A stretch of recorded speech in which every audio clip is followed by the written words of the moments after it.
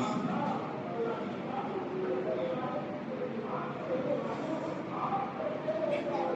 الحمد لله نحمده ونستعينه ونستغفره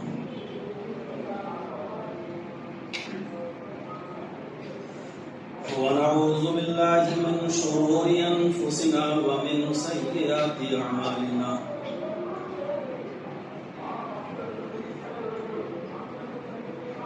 من يهده الله فلا مضل له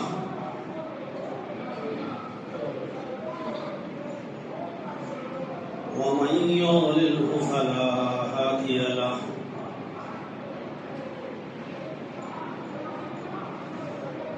وأشهد أن لا إله إلا الله وحده لا شريك له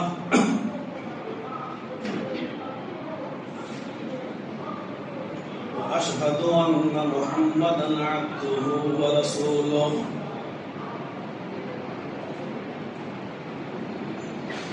أما بعد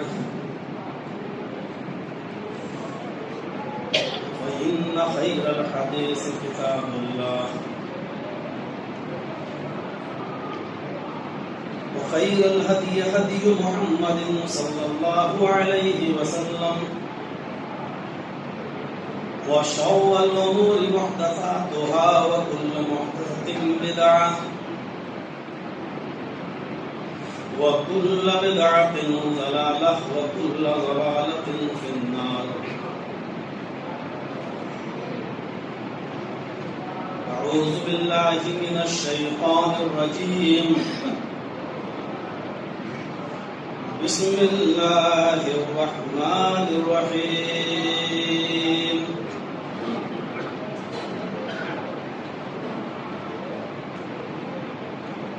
وإذا قيل لهم لا تفسدوا في الأرض قالوا إنما نحن مصلحون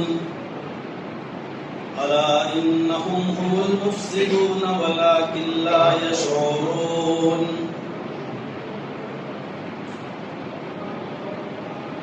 في قلوبهم مرض فزادهم الله مرضا ولهم عذاب أليم بما كانوا يكذبون. رب اشرح لي صدري ويسر لي أمري واحلل عقدة من لساني يفقهوا قولي.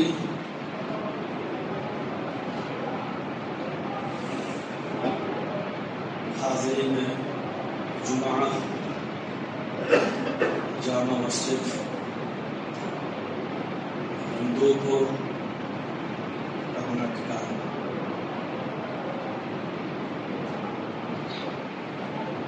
جمعے کا خطبہ بہت ہی مختصر اور چھوٹا ہوتا ہے اور ہونا بھی چاہیے. حدیث بھی یہی ہے, نبی اکرم صلی اللہ علیہ وسلم کا فرمان بھی یہی ہے. مختصر خطبے کو نبی اکرم صلی اللہ علیہ وسلم نے عقل مند اور دانش مند انسان کی پہچان بھی بتائی ہے.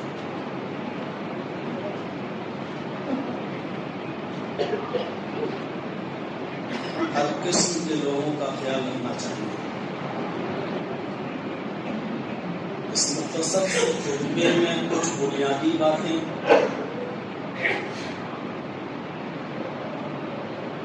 کچھ جامع باتیں ہمارے اور آپ کے سامنے آنی چاہیے. شریعت میں بہت سی چیزوں کو فساد کی جڑ, فساد عظیم قرار دیا ہے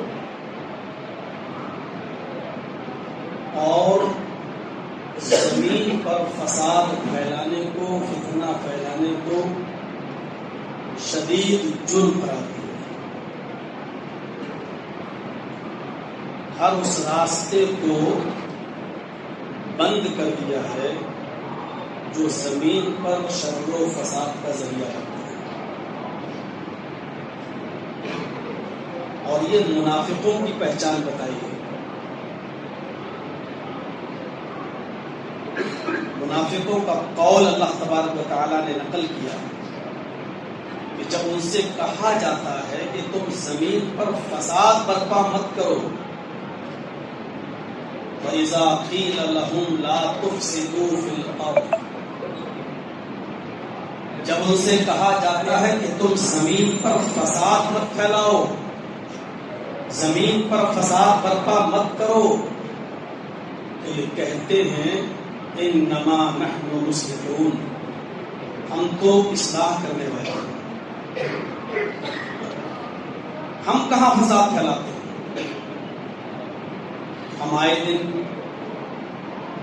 اپنی زندگیوں میں بھی، اپنے معاشرے میں بھی، اپنے سماج میں بھی ہم دیکھتے ہیں جب کچھ لوگوں میں جھگڑا ہوتا ہے اور کسی سے کہا جاتا ہے کہ ارے خاموش ہو جاؤ، کیوں فتنہ پھیلا رہے ہو، تو جھٹ سے وہ آدمی یہ جواب دیتا ہے کہ میں کہاں فتنہ پھیلا رہا ہوں، آپ سامنے والے کو چپ کرائیے، ہم تو حق بات کر رہے ہیں، ہم تو صحیح بات بول رہے ہیں۔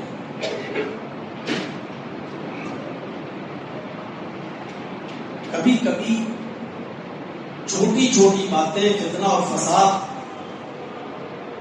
کا ایک روپ اختیار کر لیتی ہیں، اس لیے علماء کو اللہ تبارک و تعالیٰ نے یہ فرمایا کہ تم جاہلوں کے منہ مت لگا کرو، اور کہیں اگر ان سے گفتگو ہو رہی ہو تو تم خاموش ہو جایا کرو، بلکہ بہت اچھا طریقہ بتایا کہ وَإِذَا خَاطَبَهُمُ الْجَاهِلُونَ قَالُوا سَلَامًا، ان سے بحث کرنے سے تمہیں کچھ نہیں ملے گا۔ اہل علم کا معیار یہ ہونا چاہیے کہ جب جاہلوں سے وہ مخاطب ہوں یا جاہل جب ان سے مخاطب ہوں تو السلام علیکم کہہ کر وہ آگے بڑھ جائے۔ کبھی کبھی چھوٹی چھوٹی باتیں فتنہ اور فساد کا روپ اختیار کرتی ہیں۔ زمین پر فتنہ اور فساد جو برپا ہوتا ہے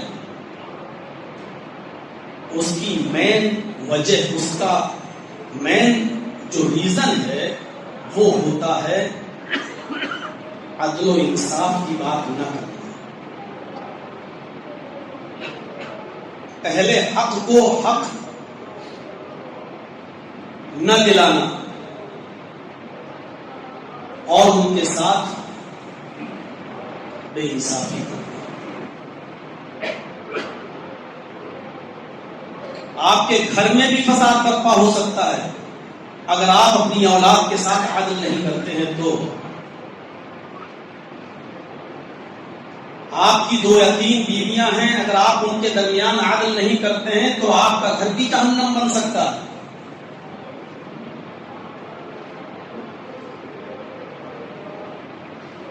بدامنی کا سب سے بڑا ریزن یہ ہے کہ ہم اس سماج میں، اس سوسائٹی میں جس میں ہم رہ رہے ہیں، ہم عدل نہ کریں، اور اسی لیے قرآن کریم نے عدل کو قوم، مذہب، ذات اور برادری سے بہت اوپر اٹھ کر دیکھنے کی تاکید کی، بلکہ یہ حکم دیا ہے کہ وَلَا يَجْرِمَنَّكُمْ شَنَآنُ قَوْمٍ عَلَىٰ أَن لَا تَعْدِلُوا، اے محمد صلی اللہ علیہ وسلم کہیں ایسا نہ ہو کہ کسی قوم کی دشمنی، کسی قوم کی شقاوت، کسی قوم سے حاسدانہ رویہ آپ کو کہیں اس بات پر مجبور نہ کر دے کہ آپ ان کے ساتھ انصاف نہ کر سکیں۔ اکثر دیکھا جاتا ہے چند لوگ جب کہیں بیٹھتے ہیں تو وہاں رعایت برتی جاتی ہے کہ فیصلہ ایسا ہو کہ یہ فیصلہ ہمارے قریبی رشتہ دار یا ہمارے بہت قریبی انسان کے حق میں چلا جائے، اور اس میں ہم علماء بھی شامل ہیں۔ دل میں کہیں نہ کہیں یہ خیال آ جاتا ہے کہ چند لوگ بیٹھے ہیں، فیصلہ جو ہو اس میں میرے رشتہ دار کا یا میرے ریلیٹو کا یا میرے خاص الخاص کا خاص خیال رکھا جائے، اور یہی سے بدامنی پھیلتی ہے۔ وَلَا يَجْرِمَنَّكُمْ شَنَآنُ قَوْمٍ عَلَىٰ أَلَّا تَعْدِلُوا، کسی قوم کی دشمنی کہیں تمہیں اس بات پر مجبور نہ کر دے کہ تم ان کے ساتھ انصاف نہ کر سکتے۔ اس کے بعد حکم یہ اعدلوا، انصاف ہر حال میں کرنا۔ یہ مت دیکھنا کہ کون مسلم ہے کون غیر مسلم، یہ مت دیکھنا کون اپنا ہے کون پرایا، یہ مت دیکھنا کہ کون ہم سے حسد کرتا ہے اور کون ہم سے حاسدانہ رویہ نہیں رکھتا۔ عدل کا جو تقاضا ہو وہاں پر وہی پورا کرنا، اور اسی عدل کے تقاضے کے تحت اللہ کے رسول نے کہا تھا لو ان فاطمہ بنت محمد سرقت لقطعت یدہا، اگر آج میری اپنی بیٹی، آج میری اپنی لخت جگر اگر آج وہ بھی چوری کرتی اور اس کا مقدمہ بھی محمد رسول اللہ کی عدالت میں آیا ہوتا، تو آج جو ہم قبیلے مخزومیہ کی جس فاطمہ نامی لڑکی کا ہاتھ کاٹنے کا حکم دے رہے ہیں، وہی حکم میں اپنی بیٹی کے لیے بھی دیتا۔ علماء جانتے ہیں آپ نے جب یہ فرمایا تو وہاں پر لفظ واللہ بھی استعمال کیا ہے، یعنی خود اللہ کے رسول کی ذات صادق اور سچی، اور رسول کی ذات جب اللہ کی قسم کھا کر کہے تو اس بات پر پھر ہمیں اور آپ کو سوچنا چاہیے کہ وہ کتنی سچی ہوگی۔ واللہ لو ان فاطمہ بنت محمد، لو ان فاطمہ بنت محمد سرقت لقطعت یدہا، اگر آج فاطمہ بنت محمد رسول اللہ کی بیٹی فاطمہ بھی چوری میں پکڑی جاتی تو لقطعت، علماء کو معلوم ہے ان فاطمہ، انا کے ساتھ کہا اور انا کی خبر پر لام بھی داخل ہے، لقطعت یدہا، یعنی مجھے اس کا ہاتھ کاٹنے سے بھی کوئی روک نہیں سکتا۔ یہ عدل کا تقاضا ہے۔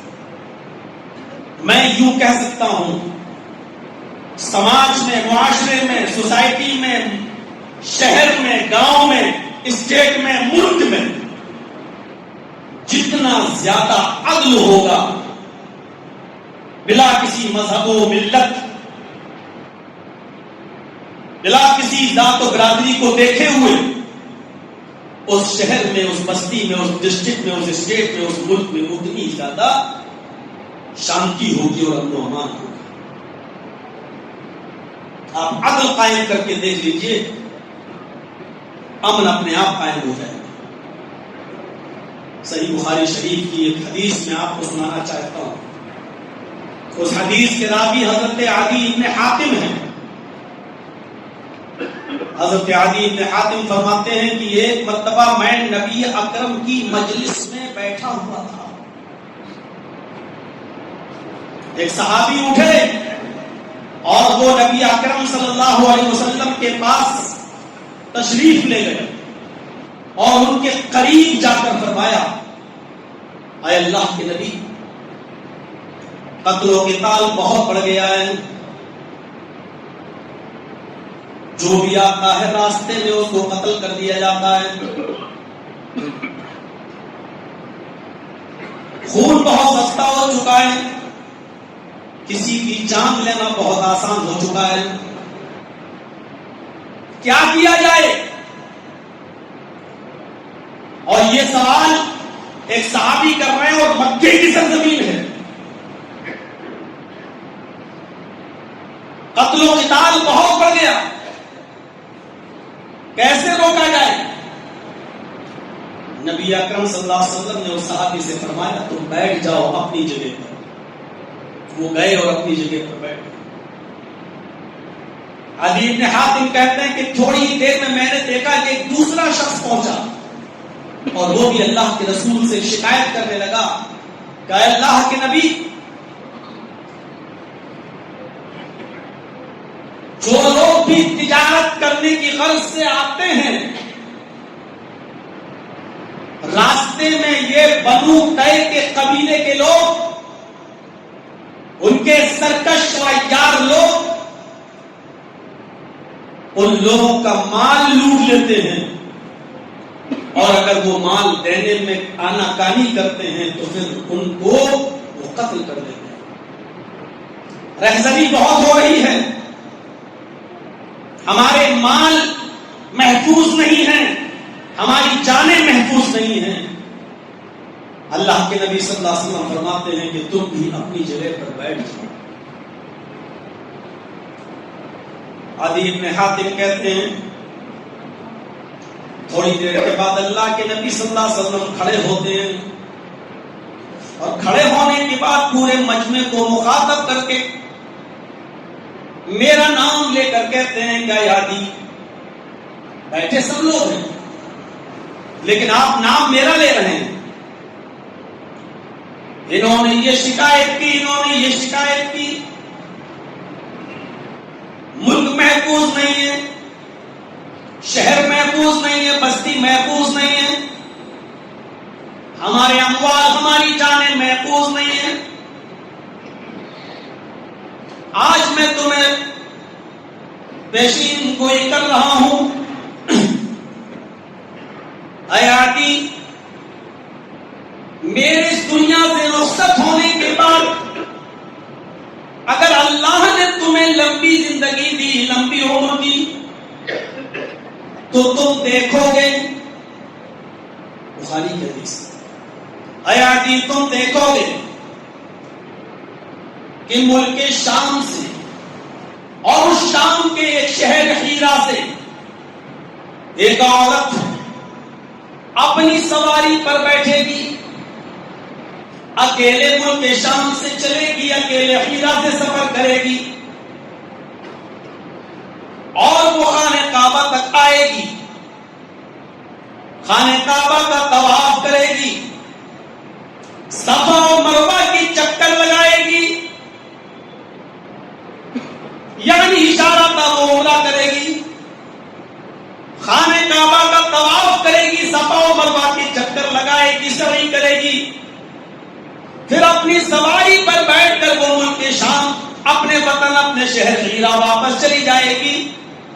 اس کو کوئی چھیڑنے والا نہیں ہوگا، اس کی جان کی حفاظت ہوگی، اس کے مال کی بھی حفاظت ہوگی جو وہ لے کر آئے گی۔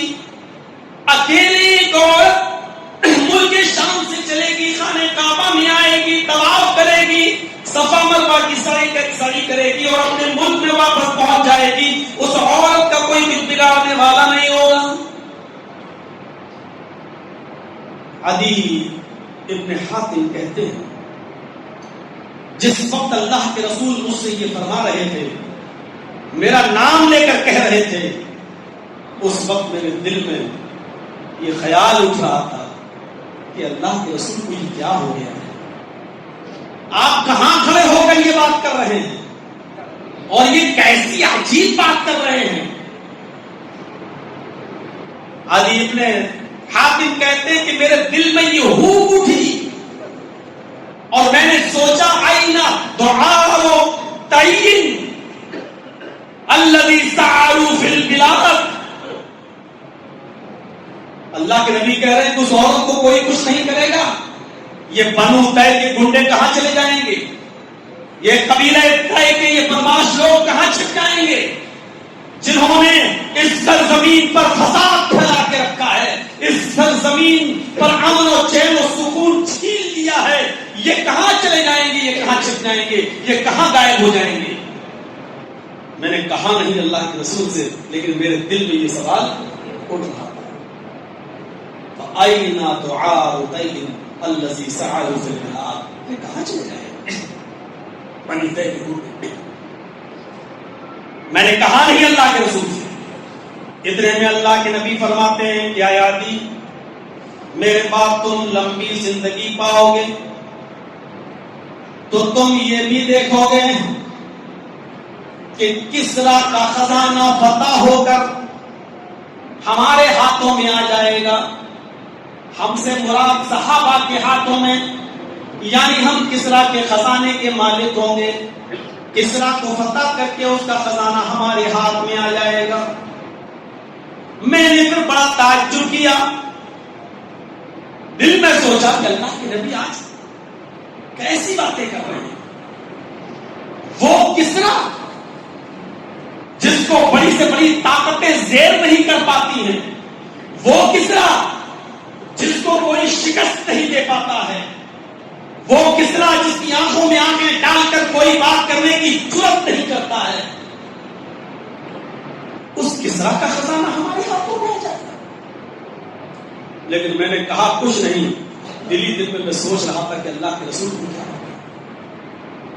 میں نے تعجب سے ایک بات پوچھی، اے اللہ کے نبی آپ کس کسرا کی بات کر رہے ہیں؟ کون کسرا؟ کیا آپ اسی کسرا ابن ہرمز کی بات کر رہے ہیں جو ایران کا بادشاہ ہے؟ تو اللہ کے نبی نے مسکراتے ہوئے فرمایا ہاں آیا دی، میں اسی کسرا ابن ہرمز کی بات کر رہا ہوں، ایران کے بادشاہ کی بات کر رہا ہوں۔ یہ شکست کھائیں گے اور ان کا مال فتح ہو کر ہمارے پاس آئے گا، ہم صحابہ کے پاس آئے گا، ہم لوگ اس کے مالک ہوں گے۔ میرے بعد اللہ نے اگر تمہیں زندگی دی تو تم یہ دیکھو گے۔ عدی کہتے ہیں اس کے بعد اللہ کے رسول نے تیسری چیز بتائی، اے عدی اگر اللہ نے تمہیں زندگی دی اور میرے پاس لمبی عمر تم نے پائی تو تم ایک تیسری چیز بھی دیکھو گے کہ لوگ اپنے گھروں سے اپنی مٹھی میں سونا، اپنی مٹھی میں چاندی لے کر نکلیں گے، وہ غریبوں کی مدد کرنا چاہیں گے، وہ غریبوں کو کچھ دینا چاہیں گے، وہ اپنے گھر سے اس نیت کے ساتھ نکلیں گے کہ ہم غریبوں کی، مسکینوں کی، محتاجوں کی، فقیروں کی ہم مدد کریں۔ وہ اپنے گھر سے اپنی مٹھی میں سونا چاندی لے کر نکلیں گے، لیکن کوئی بھی ان کا سونا لینے کے لیے تیار نہیں ہوگا، کوئی بھی ان کی چاندی کو قبول کرنے کے لیے تیار نہیں ہوگا۔ وہ جس طریقے سے سونا لے کر نکلیں گے اپنی مٹھی میں، اسی طریقے سے واپس اپنے گھر پہ آ جائیں گے، کوئی بھی ان کا سونا اور چاندی قبول نہیں کرے گا۔ لوگ خود اتنے امیر ہو چکے ہیں۔ حضرت عدی ابن حاتم کہتے ہیں آئے لوگوں، دو چیزیں تو میں نے اپنی آنکھوں سے دیکھ لی ہیں۔ اللہ کے رسول صلی اللہ علیہ وسلم نے ملک عرب کے اندر ایسی امن اور ایسی شانتی قائم کر دی ہے اپنے عدل سے، اپنے انصاف سے۔ اگر کسی نے کسی کی گردن کاٹی ہے تو بدلے میں اس کی بھی گردن کاٹی جا رہی ہے، اگر کسی نے کسی کا ہاتھ توڑا ہے تو اس کا بھی ہاتھ توڑا جا رہا ہے، اگر کسی نے کسی کی آنکھ پھوڑی ہے تو انتقاماً اس کی آنکھ بھی پھوڑی جا رہی ہے، اگر کسی نے کسی کے اوپر جس طریقے کا ظلم کیا ہے انتقاماً اس کے ساتھ اسی طریقے کا سلوک کیا جا رہا ہے۔ ایسا عدل قائم کر دیا ہے محمد رسول اللہ صلی اللہ علیہ وسلم نے کہ اس عدل و انصاف کے قائم ہو جانے کے بعد بنو دے کے کنڈوں کا پتہ نہیں چلا، وہ کون سے بلوں میں چھپ گئے ہیں، کہاں چلے گئے ہیں۔ آج ہم اپنی آنکھوں سے دیکھتے ہیں کہ ملک شام سے ایک عورت اکیلے آتی ہے، سفر کرتی ہے، خانے کعبہ آتی ہے، طواف کرتی ہے، صفا مروا کی سعی کرتی ہے، اور اکیلے وہ اپنے ملک شام میں ہیرا شہر میں واپس چلی جاتی ہے۔ اس عورت کو کوئی چھیڑنے والا نہیں ہوتا ہے، اس عورت کو کوئی قید کرنے والا نہیں ہوتا ہے، اس عورت کی عزت و آبرو سے کوئی کھلواڑ کرنے والا نہیں ہوتا ہے، اس کے سامان کو، اس کے سونے چاندی کو کوئی چرانے والا اور لوٹنے والا نہیں ہوتا ہے۔ میں نے یہ منظر بھی اپنی آنکھ سے دیکھ لیا ہے۔ اے لوگوں، اللہ تعالیٰ نے مجھے اتنی لمبی عمر دی ہے کہ میں نے حضرت عمر فاروق کا زمانہ دیکھا، اور عمر فاروق کے زمانے میں ہرمز، کسرا ابن ہرمز کا خزانہ فتح ہو کر، ایران فتح ہو کر حضرت عمر فاروق کے ہاتھوں میں آ گیا ہے، اور کسرا کے سارے خزانے حضرت عمر فاروق کے ہاتھوں میں آ گئے ہیں، یہاں تک کہ کسرا کے سر کا تاج اور ہاتھوں میں پہننے والے کنگن بھی آج ہمارے ہاتھ میں آ گئے ہیں۔ یہ دو پیشین گوئی تو جناب محمد رسول اللہ کی ہم نے اپنی آنکھوں سے دیکھ لی ہے۔ ایک پیشین گوئی کا تعلق قرب قیامت سے ہے، تو میں اللہ تعالیٰ نے اگر لمبی زندگی دیکھی تو تم قیامت سے پہلے یہ منظر بھی دیکھو گے کہ لوگ سونا اور چاندی گھر سے لے کر نکلیں گے لیکن کوئی قبول کرنے والا نہیں ہوگا۔ عدی ابن حاتم نے یہ امن، ایک عورت اکیلے آ رہی ہے، طواف کر رہی ہے، سعی کر رہی ہے، اور اپنے ملک میں اکیلے واپس جا رہی، اس کو کسی چیز کا ڈر نہیں۔ اس کی وجہ کیا بتائی ہے کہ نبی اکرم نے ایسا عدل قائم کر دیا، ایسا انصاف قائم کر دیا کہ اس عدل کو دیکھ کر معلوم ہے کہ گنڈے کس بل میں چھپ گئے پتہ ہی نہیں ہے، وہ کہاں چلے گئے پتہ ہی نہیں ہے۔ ان کو معلوم ہے اگر ہم نے کسی کی جان لی تو بدلے میں ہماری بھی جان لی جائے گی، اگر ہم نے کسی کے ہاتھ کاٹے تو بدلے میں ہمارا بھی ہاتھ کاٹا جائے گا، اگر ہم نے کسی غریب کے اوپر ظلم کیا تو ہم امیروں کے اوپر بھی ویسا ہی انتقام ظلم کیا جائے گا۔ اس لیے بنو تیل گنڈے کس بل میں چلے گئے پتہ ہی نہیں۔ عدل و انصاف کو امن اور شانتی کا سب سے بڑا سبب اور سب سے بڑا ریزن بتایا تھا۔ اس حدیث سے پتہ چلتا ہے کہ جس ملک میں، جس کنٹری میں، جس بستی میں، جس محلے میں، جس گھر میں جتنا زیادہ عدل ہوگا، اس گھر کے اندر، اس شہر کے اندر، اس بستی کے اندر، اس ملک کے اندر، اس کنٹری کے اندر میرے بھائیوں اتنا ہی زیادہ امن ہوگا۔ آج عدل و انصاف کی بات فلسطین کے مسئلے پر کر لی جائے تو میرے بھائیوں اگر عدل کی بات کر لی جائے تو یہ مسئلہ ہی ختم ہو جائے۔ عدل نہیں ہے اس لیے ظلم ہو رہا ہے، جہاں عدل نہیں ہوگا وہاں ظلم ہوگا۔ ظلم پھلتا ہی وہیں سے ہے کہ جب ظالم کے ساتھ عدل نہیں ہوتا ہے۔ ہمارے ملک کے اندر بھی اگر امن ہو جائے، عدل ہو جائے، ہندو مسلم سکھ عیسائی سب کے ساتھ عدل ہو اور ایک نظریے سے عدل کے میدان میں سب کو دیکھا جائے تو ابھی امن و قائم ہو جائے۔ اور مہاتما گاندھی جی نے ستر اہنسا میں یہی بات لکھی ہے، انہوں نے کہا تھا کہ اسلام سب سے زیادہ اسی لیے پھلا اور پھولا ہے اور اسلام کی ترقی کا راز یہی ہے کہ اسلام کے ہیرو محمد رسول اللہ نے عدل قائم کر کے دکھایا تھا اور حضرت عمر فاروق نے اس کی بہترین مثال قائم کر کے پیش کی تھی۔ اگر آپ بھارت میں امن چاہتے ہیں، اگر بھارت میں شانتی چاہتے ہیں تو بھارت واسیوں کو عدل کرنا ہوگا۔ جتنا بھارت میں عدل ہوگا اتنا ہی بھارت میں شانتی پھیلے گی۔ یہ مہاتما گاندھی کے سندیش آج بھی ستر اہنسا کے اندر لکھا ہوا ہے، الفضل ما شہدت به الاعداء، فضیلت اسی کو کہتے ہیں کہ غیر بھی جس کی شہادت اور گواہی دی۔ آج ہمارے ملک میں امن نہیں ہے، اس کا مطلب یہ ہے کہ عدل نہیں ہے۔ آج ہمارے گھر میں امن نہیں ہے، اس کا مطلب یہ ہے کہ عدل نہیں ہے۔ آج ہماری بستی میں امن نہیں ہے، اس کا مطلب یہ ہے کہ ہماری بستی میں عدل نہیں ہے۔ عدل کس کو کہتے ہیں؟ کسی کے ساتھ روح و رعایت نہیں۔ ذرا تصور کیجیے یہ کون سا عدل تھا کہ حضرت علی خلیفہ ہیں اور ایک یہودی خود آتا ہے اور کہتا امیر المومنین میں نے یہ جرم کیا ہے، میں قبول کروں۔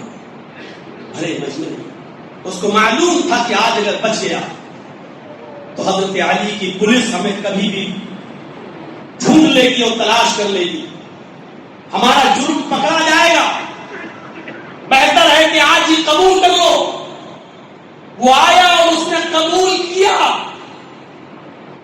حضرت علی نے کہا کسی گواہی کی ضرورت نہیں، جب مجرم نے اپنے جرم کو خود ہی قبول کر لیا ہے، آؤ۔ اپنے غلام کمبر سے کہا، حضرت علی کا جو غلام تھا کمبر، اس کمبر سے کہا اس یہودی کو اتنے اتنے کوڑے مارو، اور سب کے سامنے سزا دی جاتی تھی، کوڑے لگاؤ۔ حضرت علی کا غلام کمبر اس یہودی کو کوڑے لگانے لگا، لیکن کوڑے لگاتے لگاتے اس کو نسیان ہو گیا، بھول گیا، اور اس نے ایک کوڑا زیادہ لگا دیا، یہ سوچ کر کہ کم نہ پڑے، بھول گیا ہوں، مارنا چاہیے تھا 10 کوڑے، اب پتہ نہیں میں نے 9 مارے ہیں 10 مارے، تو اس نے ایک اور مار دیا کہ اگر 9 مارے ہوں تو 10 ہو جائیں، اور اگر 10 مار دیے ہوں تو ایک زیادہ بھلے ہی لگ جائے لیکن کم نہ ہو۔ اس نے ایک کوڑا زیادہ مار دیا لیکن یہودی کوڑے گن رہا تھا۔ وہ آیا اور اس نے کہا امیر المومنین اس جرم کی سزا کیا ہے؟ حضرت علی نے کہا اتنے کوڑے۔ فرمایا پھر آپ کے غلام کمبر نے مجھے ایک کوڑا زیادہ مار دیا، حضرت علی نے قمبر کو بلایا، ادھر آؤ، تم نے کتنے گھوڑے مارے؟ قمبر نے کہا کہ میں نے اتنے مارے، لیکن مجھے ایک جگہ کچھ کنفیوژن ہو گیا، شک ہو گیا کہ میں نے ایک کم مارا ہے یا زیادہ، تو میں نے ایک مزید مار دیا، کم ہوگا تو پورا ہو جائے گا۔ حضرت علی نے کہا یہودی کہہ رہا ہے کہ تم نے ایک کوڑا زیادہ مارا ہے، وہ گن رہا تھا اور تم گن نہیں رہے تھے۔ قمبر نے کہا ممکن ہے کہ ایک کوڑا زیادہ لگ گیا ہو۔ حضرت علی نے کہا آپ تم اس یہودی کی جگہ پر کھڑے ہو جاؤ۔ اس یہودی کی جگہ پر کھڑا کر دیا اور اس یہودی سے کہا کہ تم کوڑا لو، ایک کوڑا اس نے تمہارے جسم پر زیادہ مارا ہے، تم بھی ایک کوڑا اس کے جسم پر مار کر اپنا بدلہ لے لو۔ اس یہودی نے بھرے مجمع میں سارے مسلمان صحابہ کے سامنے کوڑا اٹھایا اور حضرت علی کے غلام قمبر کو ایک کوڑا مارا۔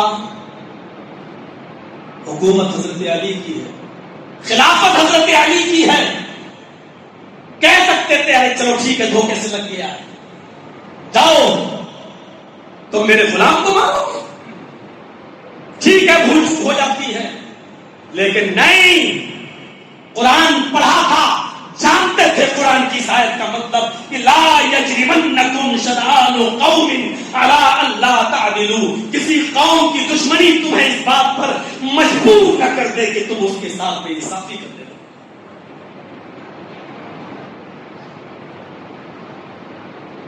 مجبوری میں تو سب مان جاتے ہیں،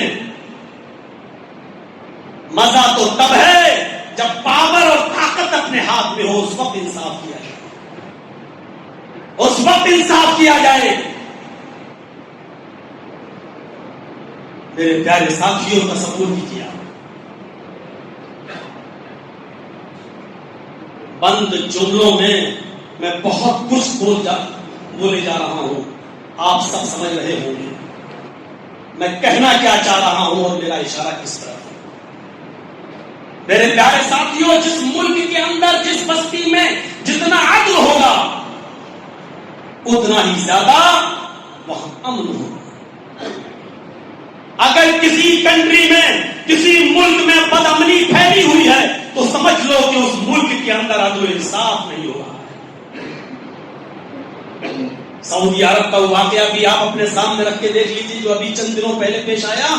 ایک 26 سال کے نوجوان کو اس کی گردن اڑا دی گئی اور اس کے پورے کے پورے قبیلے والوں نے اپنی پگڑیاں تک اتار دی، اپنے دستار رکھ دیے اور معافی مانگنے کی ساری حدیں پار کر دی، انکساری اور عاجزی کی ساری حدیں توڑ دی، لیکن اس کے باوجود مقتول کے ورثہ تیار نہیں ہوئے۔ پولیس تک رو رہی ہو، فیصلہ سنانے والا قاضی تک رو رہا ہو، بڑے بڑے حکمراں بھی رو رہے ہو، دولت کا انبار لگانے کی بات بھی کرتی ہو کہ تم منہ مانگے قیمت بتاؤ کیا مانگتے ہو، ہم تمہیں دے دیں گے۔ انہوں نے کہا خون کا بدلہ خون، اور اپنی ماں سے گلے لگتا ہے، چپٹ کر روتا ہے، اپنی بہن سے چپک کر روتا ہے، اور اس کے بعد میں عدل کا تقاضا تھا، اس کو بھی قتل کر دیا گیا۔ میرے بھائیوں، پھر نہ حکومت کام آئی، نہ حکمراں کام آئے، نہ پولیس کام آئی، نہ دولت کام آئی۔ جس ملک کے اندر جتنا زیادہ عدل ہوگا اس ملک کے اندر اتنا ہی زیادہ امن ہوگا۔ امن کو قائم کرنا ہے، شانتی بحال رکھنا ہے تو عدل کو بحال رکھنا ہے۔ قاضی شرح کی عدالت لگی ہوئی ہے اور ایک کیس کی سنوائی ہو رہی ہے، مسلمان بھی سننا چاہتے ہیں اس میں فیصلہ کیا ہے، یہودی بھی سننا چاہتے ہیں آج قاضی شرح کا فیصلہ کیا ہے، عدالت بھری ہوئی ہے۔ قاضی شرح نے اپنے درباری سے کہا، دربان سے، لوگوں کو اس روم سے، کمرے سے خالی کراؤ، یہ تو پورا روم بھر گیا ہے۔ اس نے 2-3 بار وارننگ دی، روم خالی کر دو، خالی نہیں ہوا۔ جیسے آج احتجاج ہوتا ہے اور لوگ جب بیٹھ جاتے ہیں تو پولیس کو کبھی آنسو گیس چھوڑنا پڑتے ہیں، کبھی ہوا میں فائرنگ کرنا پڑتی ہے، اور جب اس میں بھی لوگ نہیں مانتے ہیں تو پیروں میں گولی بھی مارنا پڑتی ہے۔ ایسی اس کے درباری نے کوڑا اٹھایا اور اس کو ہوا میں لہرایا، روم خالی کرو، فیصلے کی سماعت کا وقت قریب ہے۔ جیسے ہی کوڑا اٹھایا سب لوگ بھاگنے لگے، تتر بتر ہوئے، پیچھے گھوما درباری، اور اچانک اس درباری کا ایک کوڑا ایک یہودی کو لگ جاتا ہے۔ کوڑ تو خالی ہو گئی لیکن وہ یہودی وہیں پر کھڑا ہو گیا۔ قاضی شریح نے کہا سب لوگ باہر نکل گئے، تم کیوں نہیں نکلے؟ کہا قاضی صاحب مجھے انصاف چاہیے۔ کیسا انصاف؟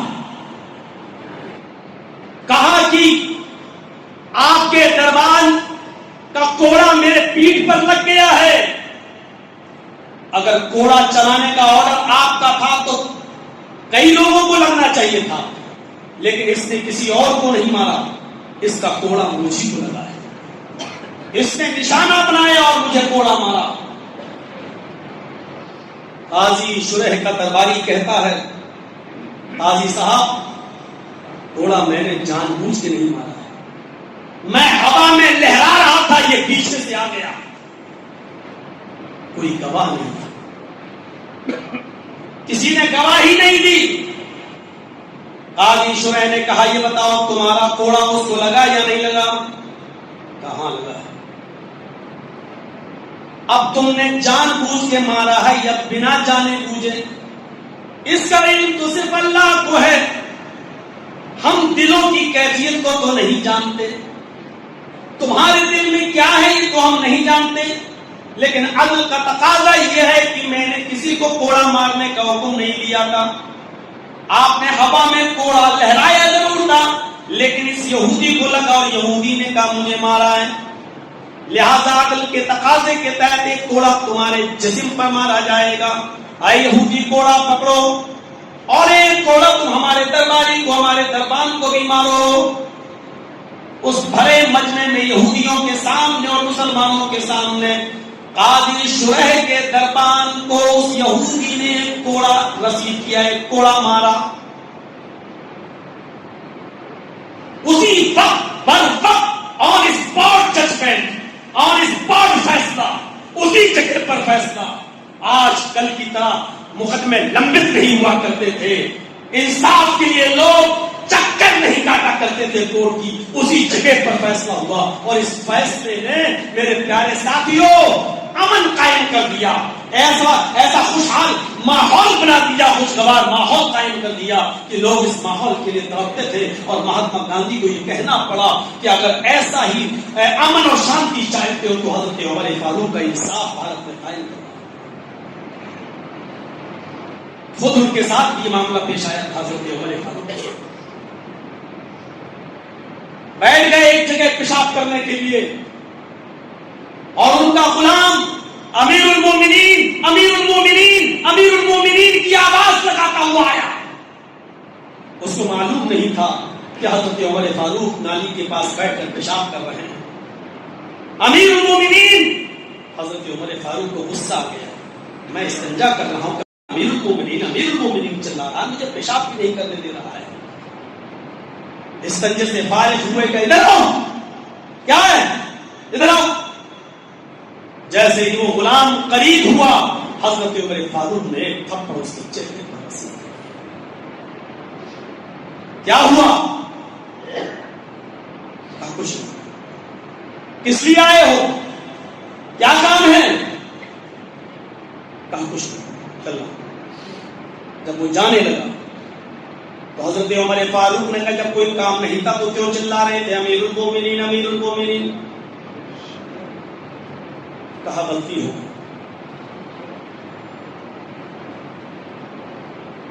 جی میں جاؤ۔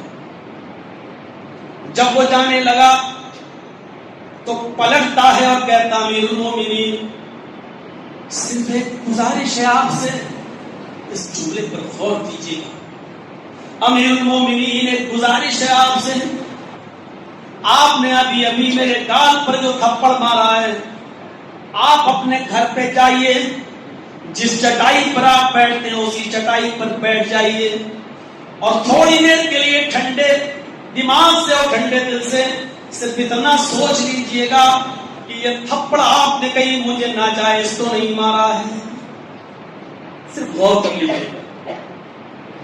حضرت عمر کہتے ہیں تم امیر المومنین چلا رہے تھے، چیخ رہے تھے، اور میں پیشاب کر رہا تھا، جب تم جانتے ہو کہ میں پیشاب کر رہا ہوں تو ایسی پوزیشن میں کیسے اٹھ کے آ سکتا ہوں؟ اس نے کہا امیر المومنین جب میں پہلی بار چیختا ہوں امیر المومنین تو آپ کا جواب آتا ہے نعم، ہاں، جی، کچھ آپ بولتے ہیں تو میں چپ ہو جاتا ہوں، آج آپ کا کوئی جواب نہیں آیا، اس لیے میں نے سوچا کہ آپ نے سنا ہی نہیں ہے، اس لیے میں بار بار امیر المومنین چیختا رہا۔ کہا تم کو دکھائی نہیں دیا کہ میں اسی جگہ پر نالی کے پاس بیٹھ کر استنجا کر رہا تھا؟ فرمایا قسم ہے اس ذات کی جس کے قبضے میں میری جان ہے اور آپ کی بھی جان ہے، اگر مجھے یہ معلوم ہوتا کہ اس نالی کے کنارے آپ استنجا کر رہے ہیں اور میں نے آپ کی پیٹھ کو دیکھ لیا ہوتا اور پہچان لیا ہوتا کہ یہ آپ ہی ہیں، تو بھلا مجھے کیا کسی پاگل کتے نے کاٹا ہے جو میں آپ کو بار بار بلاتا اور پکارتا اور آپ کے استنجا کرنے پیشاب سے فارغ ہونے کا بھی انتظار نہیں کرتا؟ اللہ کی قسم مجھے پتا ہی نہیں تھا کہ آپ استنجا کر رہے ہیں، میں نے سوچا کہ آپ اپنے حجرے میں ہیں، آپ اپنے روم میں ہیں، آپ اپنے گھر میں ہیں، اور آپ تک میری آواز نہیں پہنچی ہے۔ حضرت عمر فاروق نے کہا ادھر آؤ، جب تم نے اللہ کی ذات کی قسم کھا کر اس بات کو قبول کر لیا کہ مجھے معلوم نہیں، تو اب اس فیصلے کو میں سناتا ہوں۔ اب فیصلہ یہ ہے کہ عمر فاروق نے تمہارے گال پر جو تھپڑ مارا وہ ناجائز تھپڑ تھا، وہ میرا مار ناجائز نہیں تھا، بھرے مجمع میں میں نے تمہاری انسلٹ کی، بھرے مجمع میں میں نے تمہیں تھپڑ مارا ہے۔ اب حضرت عمر فاروق بھی اپنے آپ کو پیش کر رہا ہے اسی بھرے مجمع کے اندر، آپ میں امیر المومنین نہیں، ایک مجرم کی حیثیت سے تیرے پاس کھڑا ہوں، آئے میرے غلام اپنا تھپڑ اٹھا، اپنا ہاتھ اٹھا، اور جتنی زور سے میں نے تیرے گال پر مارا ہے تو بھی میرے گال پر اتنی زور سے تھپڑ مار، اتنی زور سے مار کہ حضرت عمر کے دماغ سے اس بات کا بھوت اتر جائے کہ میں امیر المومنین ہوں، اتنی زور سے مار کہ مجھے احساس ہو جائے کہ میں امیر المومنین نہیں بلکہ لوگوں کی چوکھٹ کا معمولی چوکیدار ہوں۔ اس نے کہا امیر المومنین میں آپ کو کوئی تھپڑ نہیں مارنا چاہتا، آپ کو اپنی غلطی کا احساس ہو گیا اور آپ نے بھرے مجمع میں یہ کہہ دیا کہ میں نے ناجائز مارا ہے، بس ہماری آرزو پوری ہو گئی، آپ نے اپنی غلطی تسلیم کر لی، میں نے آپ کو معاف کر دیا ہے۔ حضرت عمر کہتے نہیں، تم مجھے صرف اس لیے معاف کر رہے ہو کیونکہ میں امیر المومنین ہوں اور تم میرے غلام ہو، تم اس لیے معاف کر رہے ہو کہ میں تمہارا مالک ہوں، کہیں پھر میں تم سے بدلہ نہ لے لوں یا میں تم سے بڑا مقام رکھتا ہوں، اس لیے تم مجھے تھپڑ نہیں مارنا چاہتے ہو۔ آئے میرے غلام، اگر آج تم نے یہاں مجھے تھپڑ نہیں مارا تو رب کعبہ کی قسم قیامت کے دن میں اپنے رب کے سامنے اس کا انتقام نہیں دے سکتا ہوں، میرے پاس اتنی نیکیاں نہیں ہوں گی کہ میں اپنی نیکیوں میں سے کچھ تمہیں دے سکوں، تمہیں تھپڑ مارنا ہی ہوگا۔ مجبور کیا اس کو، تو اس شخص نے، اس غلام نے قسم کھا کر کہا امیر المومنین جس طرح میں نے قسم کھا کر یہ کہا تھا اللہ کی قسم مجھے یہ نہیں معلوم کہ آپ پیشاب کر رہے ہیں، اسی طریقے سے میں اس ذات کی قسم کھا کے کہتا ہوں جس کے قبضے میں میری جان ہے، میں آپ سے قیامت کے دن کوئی انتقام نہیں لوں گا، میں نے آپ کو دل کی گہرائیوں سے معاف کر دیا ہے، میں نے آپ کو دل سے معاف کر دیا ہے، اور جب میں معاف کر رہا ہوں تو اللہ بھی آپ کو معاف کرے گا، میں نے آپ کو معاف کر دیا ہے۔ حضرت عمر فاروق نے تب اطمینان کی سانس لی اور اور کہا اے اللہ تو گواہ رہنا اس شخص نے تیری عزت و جلال کی قسم کھا کر مجھے معاف کیا ہے. اب قیامت کے دن اگر یہ ہمارے تھپڑ مارنے کا انتقام لے گا تو اے اللہ میں اس انتقام کو نہیں دے سکتا، اس لیے کہ میں تو اس دنیا میں انتقام دینا چاہتا ہوں لیکن یہ لینے کے لیے تیار ہی نہیں ہے. یہ کون سا جذبہ تھا؟ اس ملک میں امن و امان کا کیا حال ہوگا جس ملک کا سپاہی سالار، جس ملک کا کمانڈر ان چیف، جس ملک کا گورنر، جس ملک کا امیر المومنین، جس ملک کا چیف منسٹر، جس ملک کا پرائم منسٹر اپنے آپ کو بدلے کے لیے پیش کر رہا ہو اور یہ کہہ رہا ہو کہ مجھے تھپڑ مارو. اس ملک کے اندر عدل و انصاف کا عالم کیا ہوگا؟ اس ملک کے اندر شانتی ویوستھا کتنی مضبوط اور کتنی اسٹرانگ ہوگی؟ میرے بھائیو اس بات کا ہم اندازہ لگا سکتے ہیں؟ اے ملک چلانے والوں، اے کنٹری چلانے والوں، تم ابھی بچے ہو، سیکھو حضرت عمر فاروق سے، سیکھو اسلام کی تعلیمات سے کہ ملک کیسے چلایا جاتا ہے، سیکھو قرآن سے، سیکھو محمد رسول اللہ کے فرمان سے کہ اپنے ملک اور اپنی کنٹری کے اندر اپنے بستی کے اندر امن کیسے قائم کیا جاتا ہے اور سارے مذہب والوں کو ایک ساتھ لے کر کیسے چلا جاتا ہے. میرے بھائیوں یہ سیکھنا ہے تو تمہیں قرآن کا مطالعہ کرنا ہوگا، یہ سیکھنا ہے تو تمہیں اسلام کی تاریخ کا مطالعہ کرنا ہوگا، یہ سیکھنا ہے تو تمہیں حضرت عمر فاروق کی زندگی کو پڑھنا ہوگا، یہ سیکھنا ہے تو تمہیں حضرت محمد رسول اللہ کے اس انصاف کو بھی پڑھنا ہوگا کہ لو ان فاطمہ بنت محمد سرقت لقطعت یدہا، اگر میری بیٹی فاطمہ بھی چوری کرتی تو میں اس کا بھی ہاتھ کاٹ ڈالتا.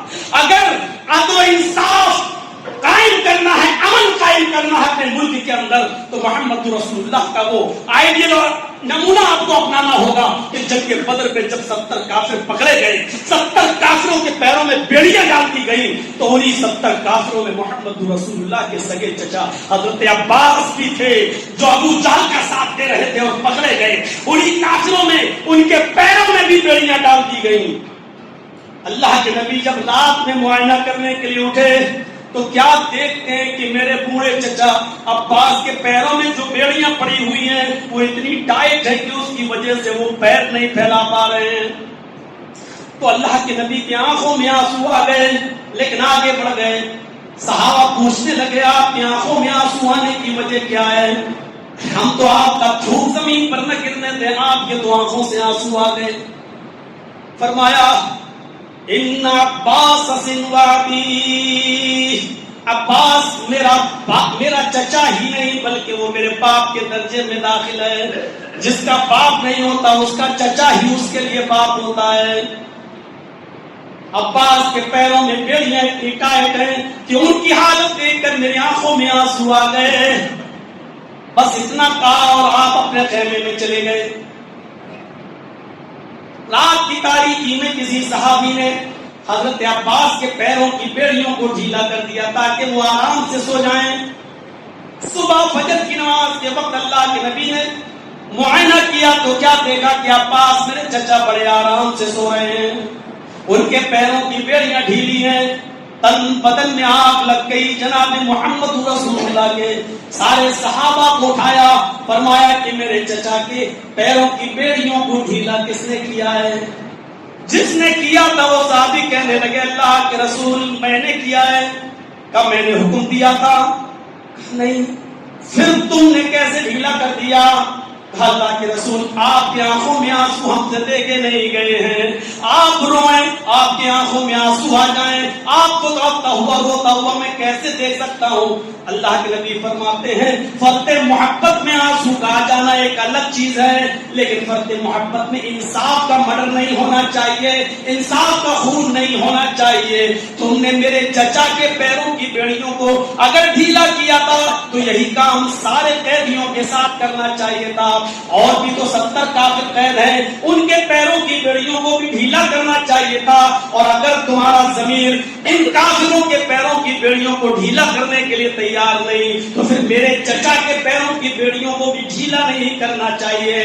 اب اگر تم محمد رسول اللہ کو خوش دیکھنا چاہتے ہو، میرے دل کو سکون پہنچانا چاہتے ہو تو ففعلوا كلهم سارا، تو سارے قیدیوں کے پیروں کی بیڑیوں کو کو ڈھیلا کر دو، اور اگر سارے قیدیوں کے پیروں کی بیڑیوں کو ڈھیلا نہیں کر سکتے ہو تو پھر میرے چچا کے پیروں کی بیڑیوں کو ٹائٹ کر دو. میرے چچا کے لیے انصاف کا مرڈر نہیں کیا جائے گا، انصاف کا خون نہیں کیا جائے گا. اس طریقے کا عدل، اس طریقے کا انصاف جب قائم تھا تو دنیا میں امن تھا، اس ملک کے اندر شانتی تھی، اس ملک کے اندر لوگ اسلام کے اندر داخل ہوتے تھے کہ یہاں ہمیں امن ملے گا، یہاں ہمیں شانتی ملے گی. میں نے پہلے ہی کہا تھا کہ جمعے کا خطبہ مختصر ہوتا ہے.